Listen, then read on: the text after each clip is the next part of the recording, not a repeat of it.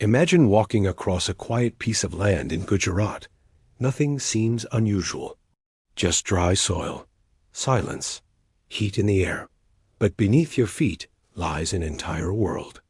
A 7-level underground structure, filled with thousands of carvings, hidden for centuries as if the earth itself was protecting a secret. This is Rani, and the deeper you go, the stranger it gets. Because this is not just a stepwell. It is a story carved in stone, a message from the past, and maybe something we still do not fully understand. Long before modern engineering, long before machines could dig deep into the earth, ancient India created something extraordinary. Stepwells, structures designed not just to store water, but to survive extreme climates. They were practical. But Rani Ki Vav is different. It feels intentional, almost like it was never meant to be just a water source. Built in the 11th century, this structure was commissioned by Queen Udayamati in memory of her husband, King Bhima, the first at least.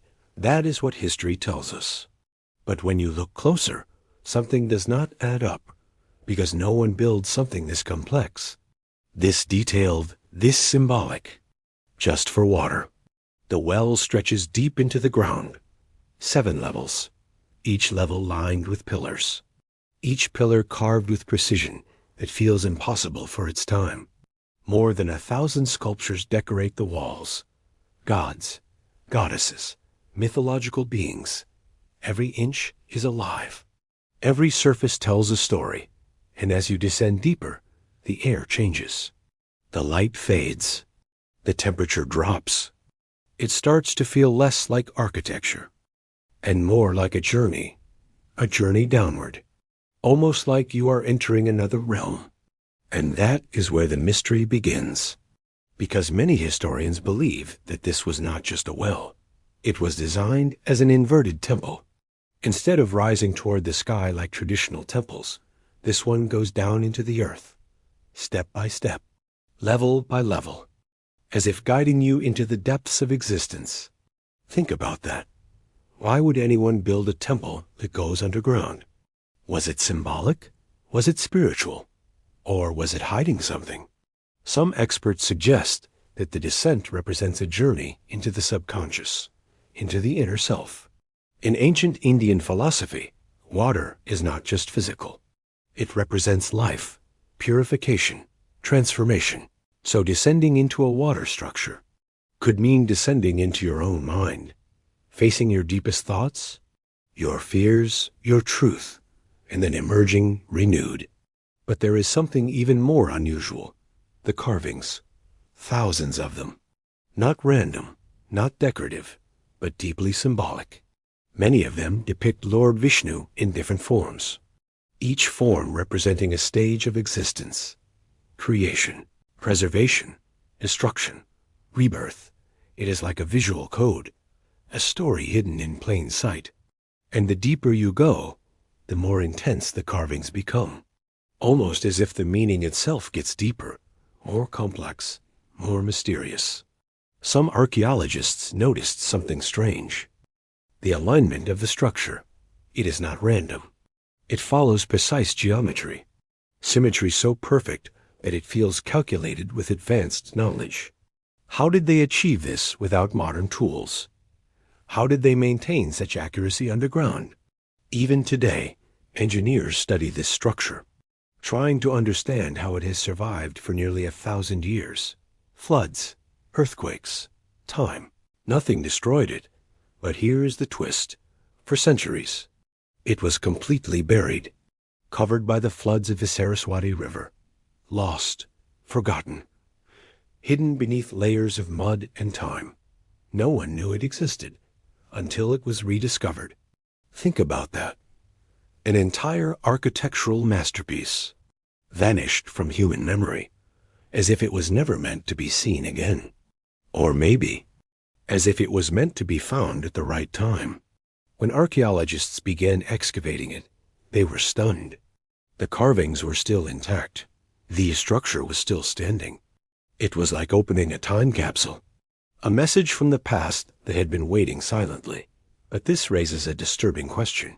If something so massive can disappear, what else has been lost?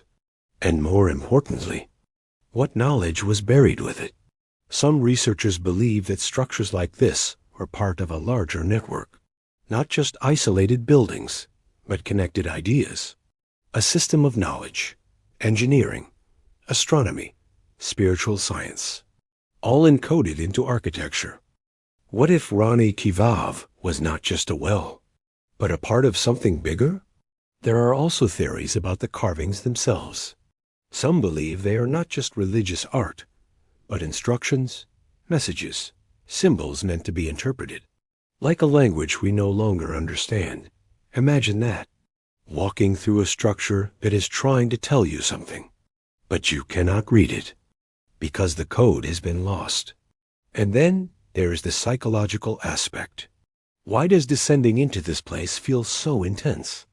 Visitors often report a strange feeling, a mix of calm and unease, as if the deeper they go, the quieter their thoughts become.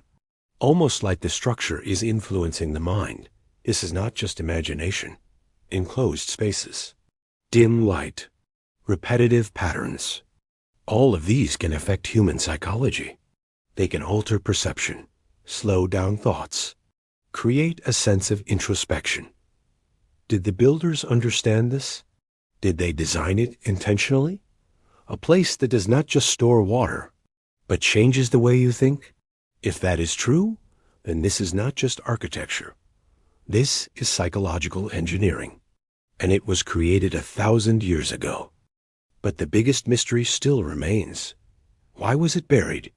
Yes, floods are the official explanation, but some historians question this, because the level of preservation suggests something else, something deliberate, almost like it was sealed, protected, hidden, not destroyed, preserved, as if someone wanted it to survive untouched for the future.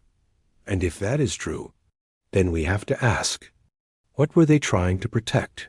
The structure? The carvings? Or the knowledge within it? There is also a deeper philosophical idea. In many ancient cultures, going underground symbolized death and rebirth, a journey into darkness before returning to light.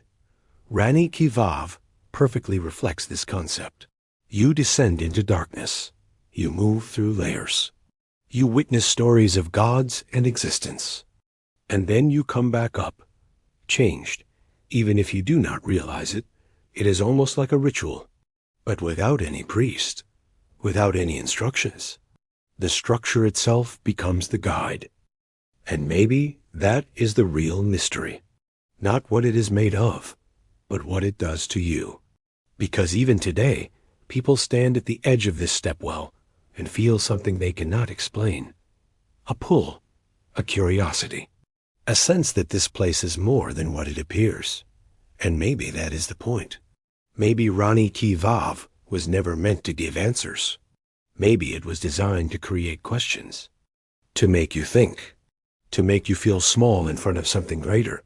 Because when you look at it, you realize something unsettling. We often believe that ancient civilizations were primitive, less advanced, less aware. But structures like this challenge that belief. They force us to reconsider everything we think we know. What if they understood things we have forgotten?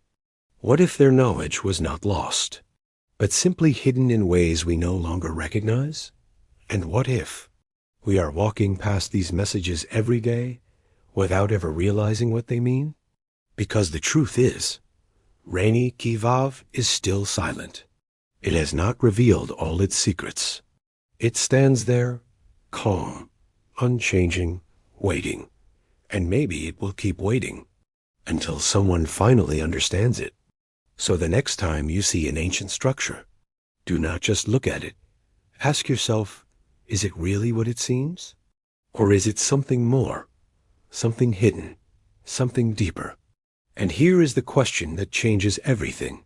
If 1,000-year-old structure can still confuse modern minds, then are we truly more advanced than the past?